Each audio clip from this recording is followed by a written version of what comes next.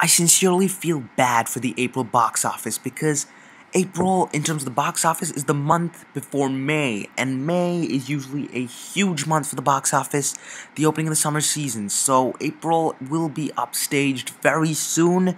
But how was April at the box office? It was alright. You didn't have anything major that released in April, to really spark up a large gross.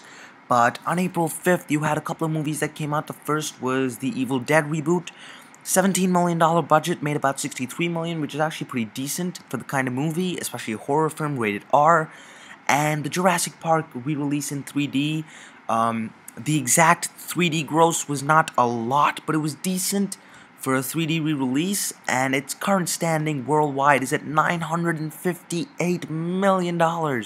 So Jurassic Park is still, it's a big franchise. It was about 920, if I'm not mistaken, before the 3D re-release, so there's a whole lot of money that's come in. Then you have April 10th and 12th. Well, that weekend, on April 10th, it was released in some areas on Wednesday, and then the remaining areas on Friday. Oblivion, actually kind of disappointing. $120 million budget. It made $198 million so far, probably on its way to 200, even 210. But the thing is, with the star power of Tom Cruise, after films like Night and Day and the negative reviews have started to decrease, and that's why Oblivion didn't make as much money as it should have. It should have made at least 250 to 300 by now. 42, the Jackie Robinson story, $40 million budget, about $69 million gross, could make its way to 70, maybe even 75 if it's lucky. That's not so bad, for the movie that it is. It's done pretty well. It doesn't have a large audience to cater to, so I'm not surprised. And of course, on that weekend, the movie that I just avoided watching, Scary Movie 5. Off a budget of $20 million, it's made $37 million. How?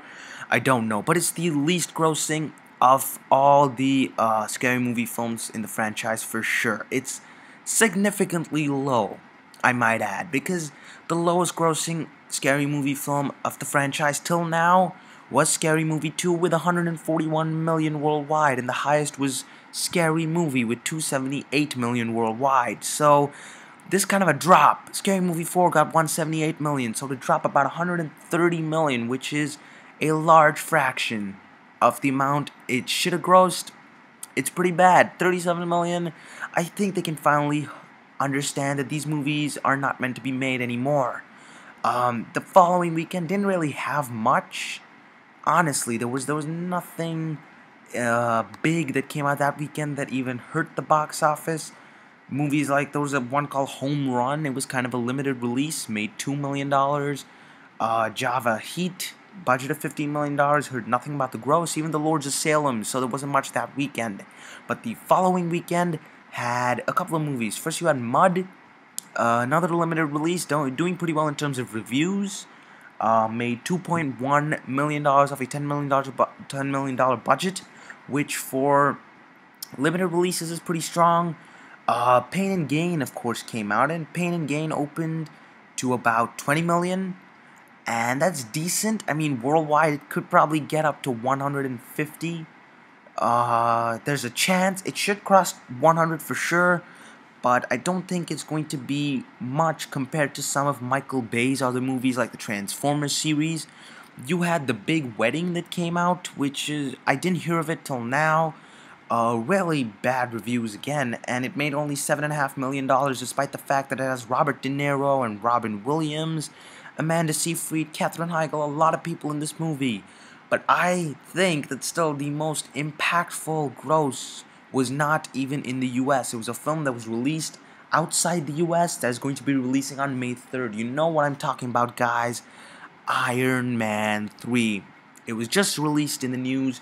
$195 million in 3 days.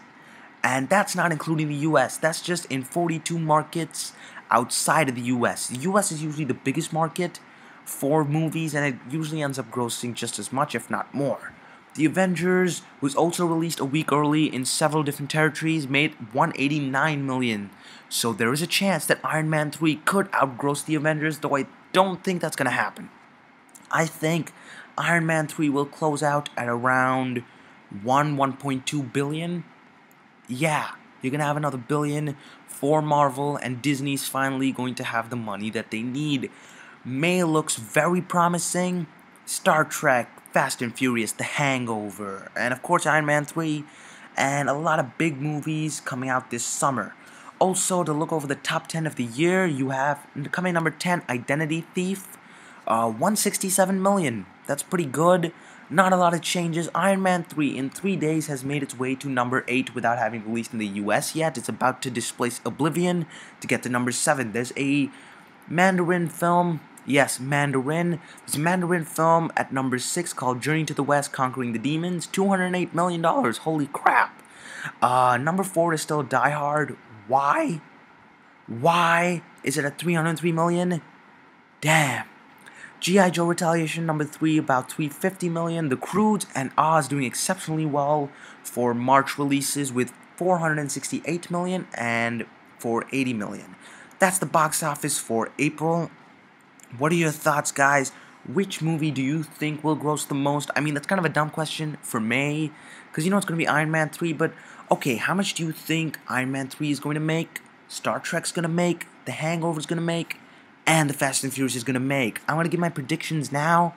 Worldwide, by the time they close out, I'm going to say Iron Man 3 gets 1.1 billion, 1.2 billion, around that area. You're going to have Star Trek getting about 500 million. The Fast and the Furious 6 getting close to 650 to 700 million, and The Hangover Part 3 getting about 570 million. I don't think I'll outgross The Hangover 2, I just had that kind of feeling. Anyways, guys, Mr. Film Jack, comment below, let me know what you think, make sure to subscribe, and leave your thoughts below, and expect more.